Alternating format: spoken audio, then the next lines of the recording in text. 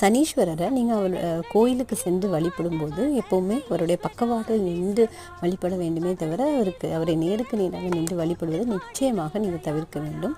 சனீஸ்வரர் அப்படிங்கிற பேரை கேட்டாலே நிறைய பேர் பயப்படுவாங்க.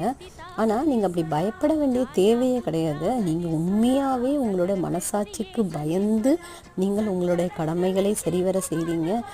அதே மாதிரி நீங்கள் யாருக்கும் எந்த தீங்கும் செய்கிறதும் இல்லை, நினைக்கிறதும் இல்லைன்னா உங்களுக்கு எந்த தண்டனையும் எந்த காலத்துலேயும் கிடைக்க போகிறதில்ல. தப்பு செஞ்சவங்களுக்கு மட்டும்தான் தண்டனை கிடைக்குமே தவிர தவறு செய்யாதவன் பயப்பட வேண்டிய தேவையே கிடையாது. ஆனால் தப்பு செஞ்சுட்டு தப்பிச்சிடலாம்னு நினச்சிங்கன்னா கண்டிப்பாக சனீஸ்வரர்கிட்ட இருந்து நீங்கள் தப்பிக்கவே முடியாது.